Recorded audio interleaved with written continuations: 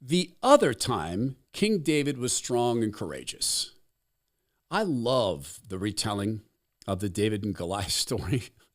I love it for many, many reasons.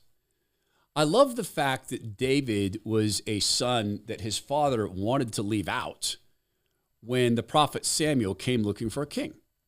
Because the people of Israel, they wanted a king. Oh, all the other nations have kings. We want a king. And Samuel warned them and said, look, if you have a king, he's going to come and he's going to take your daughters for his concubine. He's going to take your wineries to be his. He's going to conscript your son into battle on his behalf to build his wealth and his influence. Plus, you have God as king. And yet the Hebrew people said, no, we want a king because everyone else has a king. And God being God, and I love this so much about God, he said, all right, I know exactly what you think a king is. He's a tall dude who's good looking. So he goes and introduces Saul to the people. And the prophet Samuel has to go get Saul. And Saul was a guy who was, until he was anointed by God, Saul was not a smart man. His dad sent him in search of a donkey that got lost. And Saul went 100 miles away. Donkeys don't do that. He had to be brought back. Once he was anointed by God, he became a very capable leader, very capable warrior, led his people well. And then he decided he had ideas better than God's. Well, not to mention the fact that his wife, Saul's wife, was also having pagan gods brought into their home, that she was praying to them, and that Saul flirted with this. And eventually, God let Satan go into Saul and take some things over. Because, of course, Saul was done with God. Saul died a pretty ignominious death. So that was the first king. And before Saul was deposed and that Samuel had known that he'd lost God's favor, God said, hey, I want you to go find a king in this area of the country. So Samuel went and searched, and he went into David's family, talked to his dad, and he brought all his sons out. And one by one, and these were great warriors, tall, good-looking, strong, physically imposing. And Samuel thought, oh, sure, it's going to be this guy. He's the tallest, got the pecs. Look at the traps of the dude. Nope. Maybe it's this other guy. He's slimmer, leaner, faster, but man, he looks like a wicked wielder of a sword. Nope. So at some point, Samuel said, hey, don't you have another son? Oh, yeah, but it's just David. He's just down there, playing musical instruments and writing poetry and hanging out with the sheep, and bring him. So when got his son, came up, that was him, tiny little David. I love that. I love that God said, my turn. You had your image of a king, my turn. And so David became eventually the maybe best king. He was also the king who planted the seed that led to the lineage of Jesus Christ. And that was a promise God made, that David would rule forever through his descendants. So when David went to go fight Goliath, very similar thing. His powerful, physically imposing brothers were there. The nation was there. But Goliath was a mighty giant, 18 feet tall or something.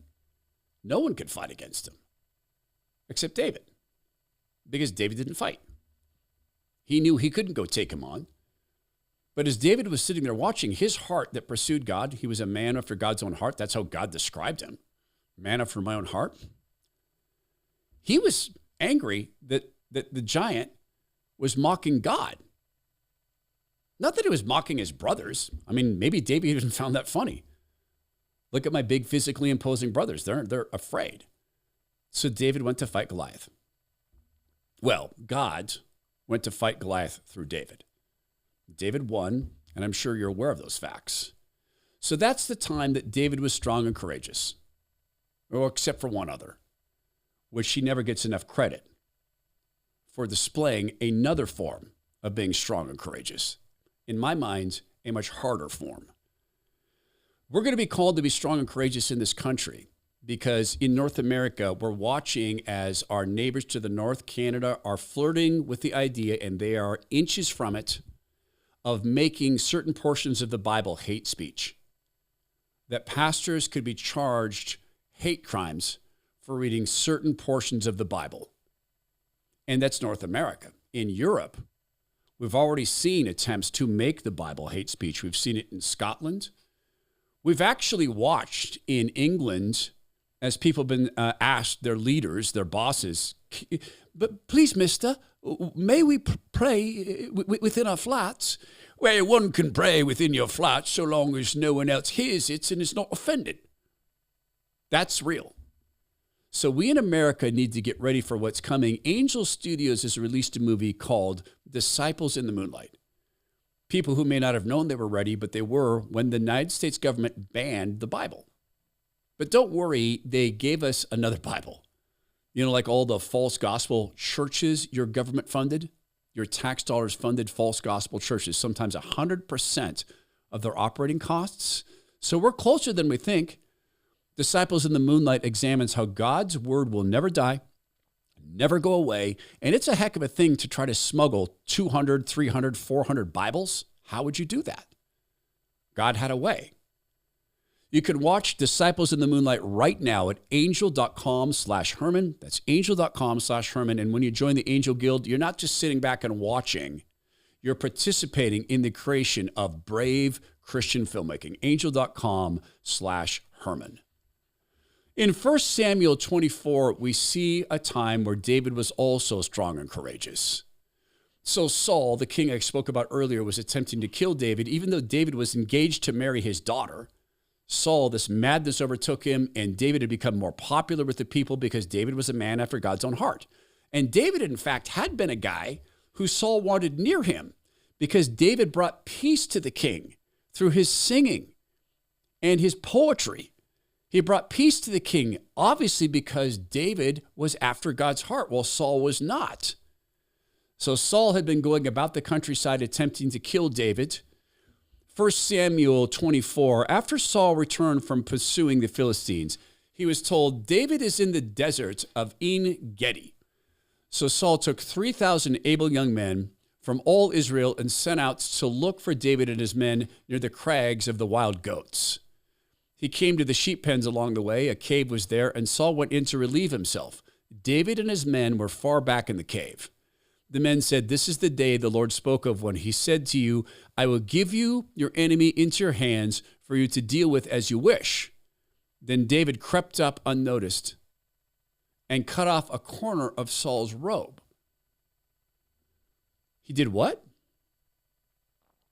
God has delivered your enemy into your hands and you're going to cut off a corner of his robe?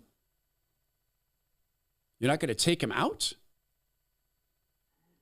Afterward, David was conscience-stricken for having cut off a corner of his robe. He said to his men, the Lord forbid that I should do such a thing to my master, the Lord's anointed, or lay my hand on him, for he's the anointed of the Lord. With these words, David sharply rebuked his men and did not allow them to attack Saul, and Saul left the cave and went his way. So Saul's leaving the cave, and he's none the wiser. Doesn't know what happened. And it was a brave thing because David could have been discovered, which would have led to the discovery of his men. But David did something that's incredibly hard to do. He restrained himself. He restrained his fear, his desire to have this over with. He's being pursued all around the nation. And the Bible continues. Then David went out of the cave and called to Saul, my Lord, the king. When Saul looked behind him, David bowed down and prostrated himself with his face to the ground. He said to Saul, why do you listen to when men say David is bent on harming you? This day you have seen with your own eyes how the Lord delivered you into my hands in the cave. Some urged me to kill you, but I spared you. I said, I will not lay my hands on my Lord because he's the Lord's anointed. See, my father, look at this piece of your robe in my hand. I cut off the corner of your robe, but did not kill you. See that there is nothing in my hand to indicate that I'm guilty of wrongdoing or rebellion. I've not wronged you, but you're hunting me down to take my life. May the Lord judge between you and me. May the Lord avenge the wrongs you've done to me. But my hand will not touch you. As the old saying goes, from evildoers come evil deeds, so my hands will not touch you. Against whom has the king of Israel come out? Who are you pursuing? A dead dog? A flea? May the Lord be our judge and decide between us. May he consider my cause and uphold it. May he vindicate me by delivering me from your hand." When David finished saying this, Saul asked, "Is that your voice, David, my son?" And he wept aloud. "You are a righteous man. You are more righteous than I," he said. "You treated me well, but I've treated you badly. You just now told me about the good you did to me. The Lord delivered me into your hands, but you did not kill me. When a man finds his enemy, does he let him get away unharmed? May the Lord reward you for the way you treated me today. I know that you'll surely be king, and the kingdom of Israel will be established in your hands. Now swear to me by the Lord that you will not kill off my descendants or wipe out my name from my father's family." So David gave his oath to Saul. Then Saul returned home, but David and his men went up into the stronghold, and they were wise to do so because the madness again overtook Saul. And he continued to pursue David. So David let God choose. If you go back through struggles in your life, I know this, when I go back through and I look at struggles in my life, I look at financial decisions I made that were catastrophic. I knew God's plan, but my fear took over. If I look at interpersonal problems I've caused, I knew God's plan, but it was inconvenient and hurtful. It was Satan coming to me and saying, "Fulfillment lays over here. Here's the money. Here's the fulfillment. Here's the job." If you look at your own life and the times that you've strayed from God, how much of it is because you knew what God wanted? You knew the things you're not to do, but you did them anyway. See, when God tells us to restrain ourselves, he has something in the background. He has his own plan. David trusted God's plan. He said right there, let's let God judge. So between us and the world, between us and being of the world versus just in the world, some of the hardest things we do is to trust God. And here's a trick I've learned over the years of making mistakes. During a difficult time, when abiding seems hard, like with Abram and Sarah, abiding was hard. They went their own way and did a stupid thing, which caused a whole bunch of problems in the humankind. When it seems hard and you're tempted to not abide or to give God a hand or, hey, you're not going fast enough, God, so let me just help you out. Instead, ask God what you're to learn. What am I to learn from this pain? And say to God, I trust you. And where I don't trust you, help me trust you. Help me fully abide. Not all of us can be like David, and David wasn't always like David, because David would go on to fail in horrible, horrible ways, even as he knew God's plan, because that's what a fallen humanity can do sometimes. And a gracious God, there to forgive, never broke his promise to David, and he won't break his promise to us.